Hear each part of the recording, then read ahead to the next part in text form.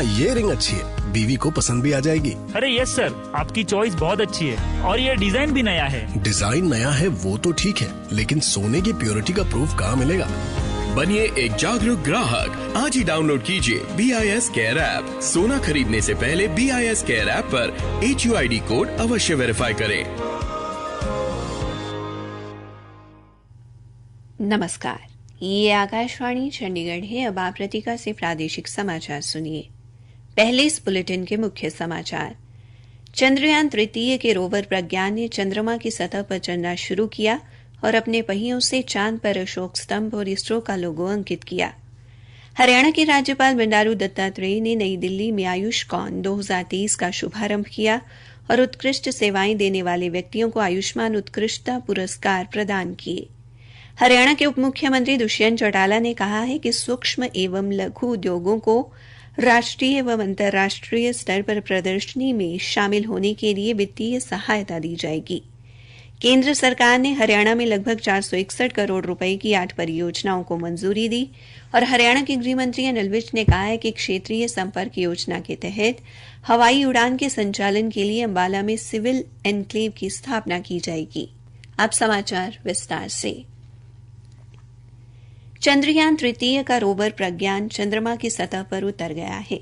भारतीय अंतरिक्ष अनुसंधान संगठन इसरो ने बताया है कि देश में निर्मित और चंद्रमा के लिए बनाए गए रोवर प्रज्ञान ने चंद्रमा के तल पर चलना और जायजा लेना शुरू कर दिया है। यह भारतीय अंतरिक्ष कार्यक्रम में एक महत्वपूर्ण सफलता है। रोवर में लगे 6 पहियों ने चांद की सतह पर अशोक स्तंभ और इसरो का लोगो अंकित कर दिया है। यह अनंत काल तक पूरे विश्व के समक्ष एक प्रमाण होगा कि भारत चंद्रमा के दक्षिणी ध्रुव पर उतरने वाला पहला देश है। केंद्र सरकार न्याय तक पहुंच सुनिश्चित करने के लिए कल नई दिल्ली में टेली लॉ और न्याय बंधु ऐप को एकीकृत करने वाले टेली लॉ द्वितीय की शुरुआत करेगी। केंद्रीय विधि एवं न्याय मंत्रालय ने कहा है कि इससे आम नागरिक को एकल पंजीकरण और टेली लॉ के एकल गेटवे के माध्यम से कानूनी सलाह, कानूनी सहायता और कानूनी प्रतिनिधित्व तक पहुंचने में मदद मिलेगी। कल होने वाला आयोजन लाभार्थियों को 50 लाख कानूनी सलाह प्रदान करने की उपलब्धि का परिचायक है। कार्यक्रम के दौरान घर द्वार तक कानूनी सेवाओं की पहुंच सुनिश्चित करने के लिए जमीनी स्तर पर अग्रिम पंक्ति में काम करने वाले पदाधिकारियों को सम्मानित किया जाएगा। हरियाणा के राज्यपाल बंडारू दत्तात्रेय ने कहा है कि आजादी के 76 वर्ष बाद आज फिर से योग, आयुष और आरोग्य की बात हो रही है। अगर शुरू से ही इस तरफ ध्यान दिया जाता तो देश स्वास्थ्य के क्षेत्र में और आगे होता। श्री दत्तात्रेय आज नई दिल्ली स्थित विज्ञान भवन में आयुष मंत्रालय द्वारा आरोग्य भारती के सहयोग से आयोजित आयुष्कॉन 2023 में मुख्य अतिथि के तौर पर बोल रहे थे। इस कार्यक्रम का थीम कायाकल्प के लिए श्रीयन रखा गया। इस मौके पर केंद्रीय कृषि राज्य मंत्री कैलाश चौधरी भी उपस्थित रहे। कार्यक्रम की शुरुआत में दार्शनिक एवं योगी श्री अरबिंदो की 150वीं जयंती पर उन्हें श्रद्धांजलि भी अर्पित की गई। अपने संबोधन में श्री दत्तात्रेय ने कहा कि आयुष्कॉन स्वास्थ्य के लिए समग्र दृष्टिकोण के साथ आयोजित किया गया है, जिसमें स्वास्थ्य, खान-पान एवं व्यवहार पर ध्यान केंद्रित किया गया है।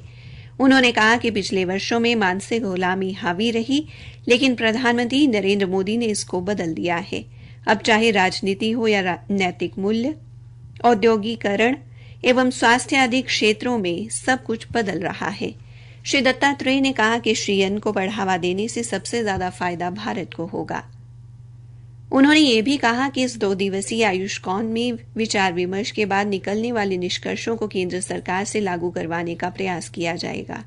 कार्यक्रम में राज्यपाल ने आयुर्वेद, पंचकर्मा एवं श्रीयन के क्षेत्र में उत्कृष्ट सेवाएं प्रदान करने वाले व्यक्तियों को आयुष्मान उत्कृष्टता पुरस्कार देकर सम्मानित किया और कार्यक्रम की स्मारिका का विमोचन भी किया।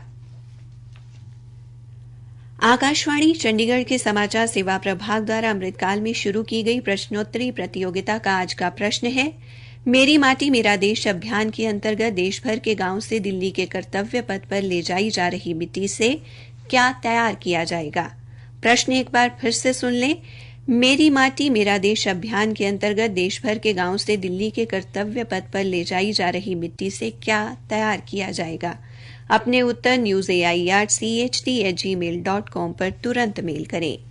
प्रादेशिक समाचार आकाशवाणी चंडीगढ़ से प्रसारित किए जा रहे हैं।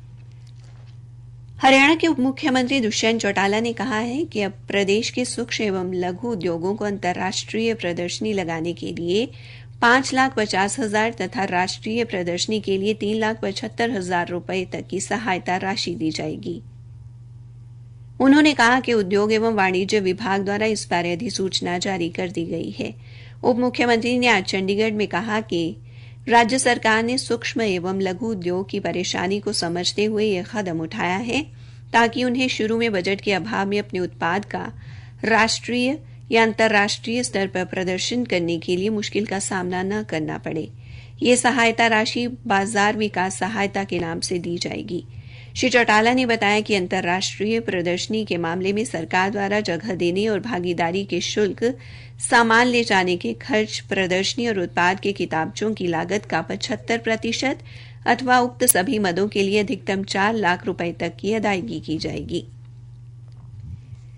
इसके अलावा प्रदर्शनी में जाने के लिए उद्योग के प्रतिनिधि के तौर पर अधिकतम 2 लोगों के लिए हवाई जहाज की इकोनॉमी क्लास का किराया 1 लाख रुपए तक तथा 50,000 रुपए तक बोर्डिंग शुल्क का भुगतान किया जाएगा। हरियाणा के स्वास्थ्य मंत्री अनिल विज ने कहा है कि राज्य में डेंगू के बढ़ते मामलों को देखते हुए सरकारी अस्पतालों में फीवर कॉर्नर स्थापित किए जाएंगे ताकि विषाणु जनित बीमारियों की रोकथाम की जा सके। उन्होंने कहा कि इसके लिए राज्य के प्रत्येक गांव व शहरी क्षेत्र में प्रत्येक वार्ड के लिए फॉगिंग मशीन ली जाएगी। श्री विज ने इस संबंधी ली गई एक समीक्षा बैठक की जानकारी देते हुए बताया कि अधिकारियों को खड़े पानी वाले स्थानों पर कीटनाशक एवं तेल का छिड़काव करवाने को कहा गया है। उन्होंने अधिकारियों को डेंगू के मामले रिपोर्ट न करने वाले निजी अस्पतालों व प्रयोगशालाओं के खिलाफ सख्त कार्रवाई करने को भी कहा है। स्वास्थ्य मंत्री ने लोगों से घरों में कूलर एवं कबाड़ के सामान में बरसात का पानी खड़ा न होने देने की अपील भी की ताकि डेंगू का लार्वा न पनप सके। केंद्र सरकार ने हरियाणा में लगभग 461 करोड़ रुपए की 8 नई परियोजनाओं को मंजूरी दी है। उप मुख्यमंत्री दुष्यंत चौटाला ने बताया है कि दिल्ली में हुई राष्ट्रीय राजधानी क्षेत्र योजना बोर्ड की 63वीं बैठक में इन परियोजनाओं को स्वीकृति दी गई।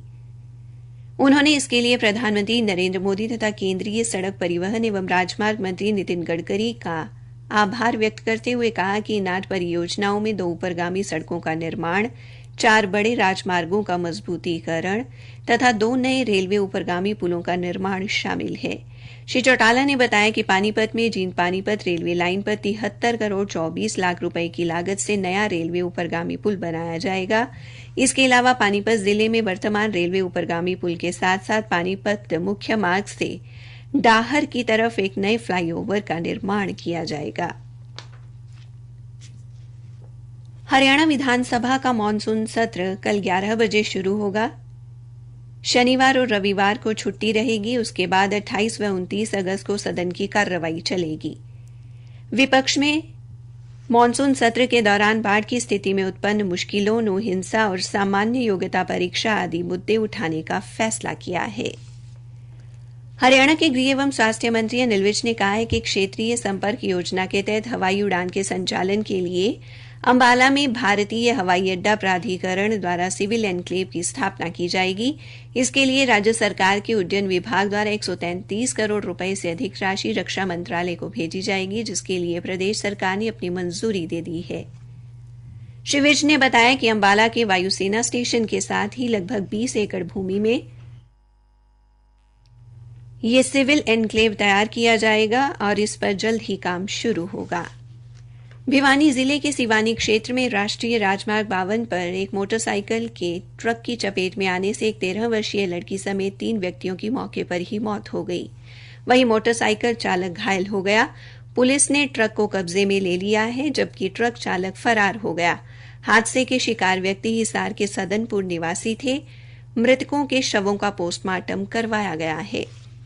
गोवंश को लंपी स्किन रोग से बचाने के लिए पशुपालन एवं डेयरी विभाग द्वारा भिवानी में 21 अगस्त को शुरू किया गया टीकाकरण अभियान अगले महीने की 9 तारीख तक चलेगा। इसी के साथ ये समाचार बुलेटिन समाप्त हुआ।